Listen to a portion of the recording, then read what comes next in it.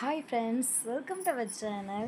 இன்றைக்கி நாம் வீடியோவில் என்ன பார்க்க போகிறோம்னு வச்சுக்கோங்க. தட்டைப்பயிர் இருக்குல்ல, தட்டைப்பயிரில் ஒப்பட்டு செய்ய போகிறோம். அதுக்கப்புறமா அதில் ரசம் செய்ய போகிறோம். எப்படி செய்யுதுன்னு பார்க்கலாமா? அதுக்கு முன்னாடி நம்ம சேனலை சப்ஸ்கிரைப் பண்ணலாம், சப்ஸ்கிரைப் பண்ணிக்கோங்க. உங்களுக்கு எவ்வளோ தேவையோ தேவைக்கு ஏற்ப மைதா மாவு எடுத்துக்கோங்க.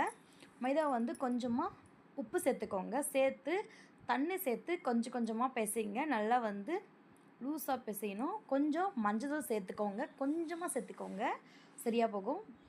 கொஞ்சமாக மஞ்சள் சேர்த்துட்டு நல்லா பிசையணும். நல்லா பிசைஞ்சிங்கன்னு பார்த்திங்கன்னா உங்களுக்கு தெரியும். நல்லா பிசைஞ்சிக்கோங்க. கொஞ்சம் கொஞ்சமாக தண்ணி சேர்த்து பிசைங்க. இது பார்த்திங்கன்னா இந்த ஸ்வீட் ரெசிபி எல்லாருக்குமே ரொம்ப பிடிக்கும். நான் சொல்கிற மாதிரி செய்யுங்க. பாருங்கள், மஞ்சளும் உப்பு சேர்த்துட்டு நல்லா மிக்ஸ் பண்ணி விட்டுட்டு கொஞ்சம் கொஞ்சமாக தண்ணி சேர்த்து பிசையணும். பாருங்கள், நான் எப்படி மிக்ஸ் பண்ணுறேன், இது மாதிரி மிக்ஸ் பண்ணிக்கோங்க.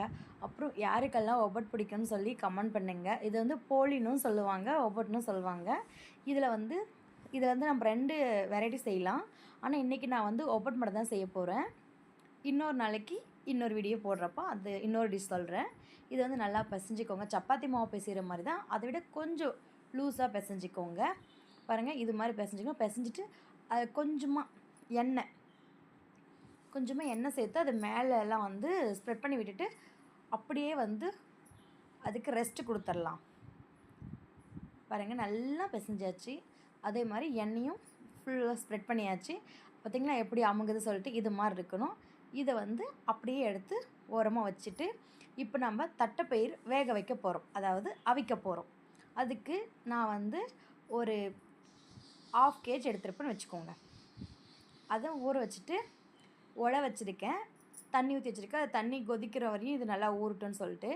அப்புறம் பார்த்திங்கன்னா அந்த கொதிக்கிற கேப் இருக்குல்ல, அது வரையும் நான் தேங்காய் உரித்து அதுக்கு தேவையான பூர்ணம் வைக்கணும்ல, அதுக்கு ரெடி பண்ணிக்கலான்னு சொல்லிட்டு தேங்காய் உரிச்சிட்ருக்கேன். தேங்காய் உரிக்கிறது கொஞ்சம் கஷ்டமான ஒரு வேலை. ஆனால் நான் சொல்கிற மாதிரி உரிச்சிங்கன்னா ஈஸியாக கொஞ்சம் கொஞ்சமாக கொத்தி கொஞ்சம் கொஞ்சமாக உரித்து பல போராட்டங்களுக்கு பிறகு சிறப்பாக தேங்காய் உரிக்கப்பட்டது.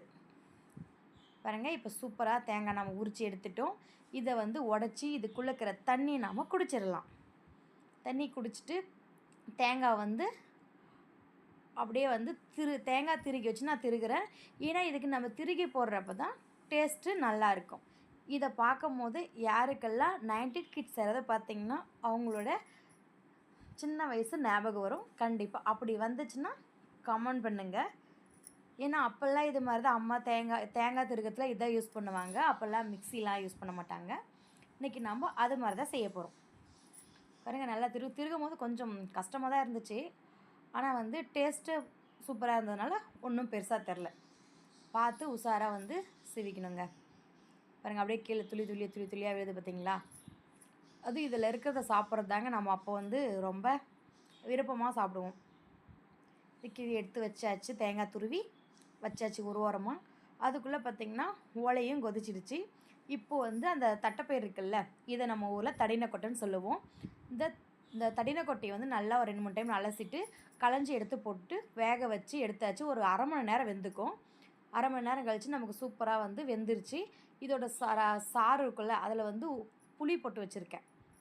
இது நல்லா கொஞ்சம் நல்லா ஆற வச்சுட்டு உரலில் போட்டு ஆட்ட போகிறோம். ஃபஸ்ட்டு பார்த்திங்கன்னா கொஞ்சமாக ஆட்டிட்டு அதுக்கப்புறம் கொஞ்சம் கொஞ்சம் வெல்லம் சேர்த்து இது குட்டி உரல், அதாவது மேலே இது பழைய காலத்து உரல். இப்போ இருக்கிறதுல ஒரு மாதிரி சேஃபாக இருக்கும். இது பழைய உரல், அதனால் இப்படி தான் இருக்குது. இதில் கொஞ்சம் கொஞ்சமாக தான் ஆட்ட முடியும். கொஞ்சம் கொஞ்சமாக போட்டு ஆட்டி எடுத்துக்கலாம். இது என்ன தூள்னு பார்த்திங்கன்னா ஏலக்காய் தூள் கொஞ்சம் சேர்த்துருக்கோம்.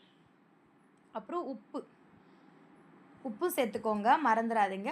அப்புறம் வேக வைக்கும் போது கொஞ்சம் உப்பு போட்டு வேக வைங்க. ஏன்னா உப்பில்லா பண்டம் குப்பையிலேன்னு சொல்லுவாங்க. அதனால் நீங்கள் கொஞ்சம் வேக வைக்கும் போது உப்பு போட்டுக்கோங்க. பாருங்கள், நல்லா உரலுக்கல்ல ஆட்டி எடுத்தாச்சு. இப்போது நம்ம தேங்காய் பூ துருவி வச்சுருக்கோம்ல, அதை சேர்த்து நல்லா மிக்ஸ் பண்ணிவிட்டு கொஞ்சம் ஏலக்காய் தூள் சேர்த்து நல்லா பிசைஞ்சிக்க போகிறோம். பிசைஞ்சிட்டு அது குட்டி குட்டி பால்ஸாக உங்களுக்கு தேவைக்கு ஏற்ப, உங்களுக்கு குட்டியாக வேணும் பூர்ணம் குட்டிஸாக வச்சுட்டு வேணுன்னா குட்டியாக விட்டுக்கோங்க. இல்லை சிலர் பார்த்திங்கன்னா பூர்ணம் நிறைய சாப்பிடுவாங்க, கொஞ்சம் பெருசாக வச்சுப்பாங்க. உங்கள் தேவைக்கு ஏற்ப உருண்டை பிடிச்சி வச்சுட்டு மாவு நல்லா ஊறிடுச்சு.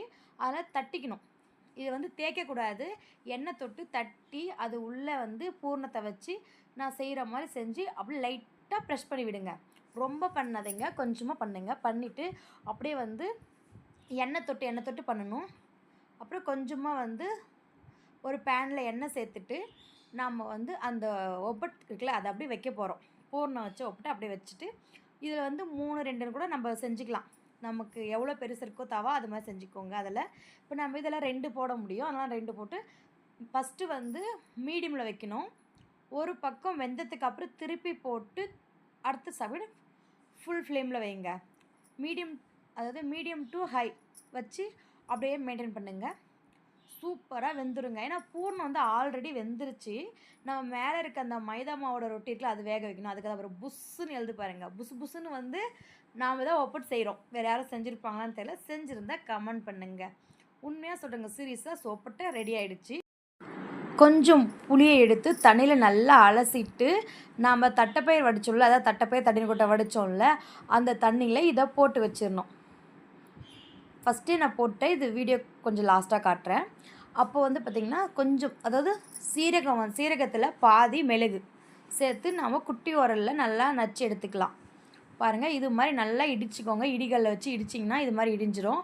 அப்புறம் பார்த்திங்கன்னா இதுலேயே பூண்டு நீங்கள் எவ்வளோ பூண்டு, ஒரு சில கம்மியாக சேர்ப்பீங்க, எக்ஸ்ட்ரா சேர்ப்பீங்க, தேவைக்கேற்ப பூண்டு சேர்த்து இடித்து எடுத்துக்கோங்க. தக்காளி நான் வந்து கொஞ்சம் அதிகமாக சேர்ப்பேன். நீங்கள் வந்து தக்காளி வந்து அதிகமாக வேணான்னு நினச்சிங்கன்னா கொஞ்சம் தக்காளி கம்மி பண்ணிக்கோங்க. புளி சேர்த்து வச்சுக்கோங்க. நான் புளி கம்மியாக சேர்த்துட்டு தக்காளி அதிகமாக சேர்க்குறப்போ தான் ரசம் நல்லாயிருக்கும். நல்லா வந்து கரைச்சி கையை வச்சு நல்லா பிசைஞ்சிக்கோங்க. பிசைஞ்சிட்டு புளி நம்ம போட்டு வச்சோம்ல, அந்த புளி வந்து அந்த தண்ணியில் நல்லா கரைச்சிட்டு அப்படியே அதை சேர்த்து பிசைக்கும் போது பார்த்திங்கன்னா வச்சுக்கோங்க, அப்போ வந்து சீக்கிரமாக வந்து பிசைஞ்சு அது வந்து அழகாக சாஸ்லாம் வந்துடும். எல்லாம் ரெடி பண்ணி எடுத்து வச்சாச்சு. இப்போ வந்து ஒரு கடாய் வச்சு கடாய் சூடானதும் எண்ணெய் சேர்த்துடணும். எண்ணெய் சேர்த்துட்டு கொஞ்சமாக கடுகு சேர்க்கணும். கடுகு நல்லா பொரிஞ்சதும் காரத்துக்கேற்ப வரமிளகாய் சேர்த்துக்கோங்க. சேர்த்து நல்லா வதங்கி வரட்டும். பாருங்கள், நல்லா பொரிஞ்சு வந்துருச்சு. இப்போ ஒரு மீடியம் சைஸ் வெங்காயம் வந்து கட் பண்ணி வச்சுருக்கேன். அதை சேர்த்து நல்லா கலர் மாற வரையும் வறுத்துக்கலாம். இது வறுக்கும் போதே பார்த்திங்கன்னா கொஞ்சம் உப்பு சேர்த்துக்கோங்க, மஞ்சத்தூள் சேர்த்துக்கோங்க. சேர்த்து நல்லா வதங்கி வரட்டும். ஒரு கொத்து கறிவேப்பிலை சேர்த்துட்டு அதுக்கப்புறமா நம்ம இடித்து வச்சுருக்கோம்ல அதையும் சேர்த்துக்கோங்க. சேர்த்து நல்லா வந்து வதங்கி வந்து அது வாசம் நல்லா வரும். வரும்போது நம்ம கரைச்சி வச்சுருக்கோம் தக்காளி புளியெலாம் கரைச்சி வச்சுருக்கோம், அதை சேர்த்துட்டு அதுக்கப்புறமா பார்த்திங்கன்னா பெருங்காயத்தூள் சேர்க்கணும்.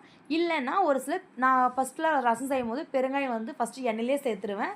இது வந்து தட்டைப்பயிர் ரசம்ன்றதால இப்படி செய்யுது. நார்மல் ரசத்துக்கான வீடியோ நம்ம சேனலில் இருக்குது, நீங்கள் செக் பண்ணி பாருங்கள். அப்புறம் என்னங்க, நல்லா ஒரு நுரை வர்ற அளவுக்கு வச்சுக்கணுங்க. ஒரே கொதி வந்தது வந்து கொத்தமல்லி தூவிட்டு இதை வேறு ஒரு பாத்திரத்தில் மாற்றி வச்சுக்கணுங்க. அப்புறம் என்னங்க, சூப்பரான சுவையான ரசமும் ரெடி, அதில் செஞ்சு ஒப்புட்டும் ரெடி. வாங்க எல்லோரும் சாப்பிடலாம். உங்களுக்கு பிடிச்சிருந்தா லைக் பண்ணுங்கள், ஷேர் பண்ணுங்கள், கமெண்ட் பண்ணுங்கள். அப்படியேவும் மறக்காமல் நம்ம சேனலில் சப்ஸ்கிரைப் பண்ணிவிடுங்க. பாய் ஃப்ரெண்ட்ஸ், நெக்ஸ்ட் வீடியோவில் பார்க்கலாம். டாட்டா. சுவையான மணக்க தெருவே மணக்க தட்டைப்பயிர் ரசம் ரெடி.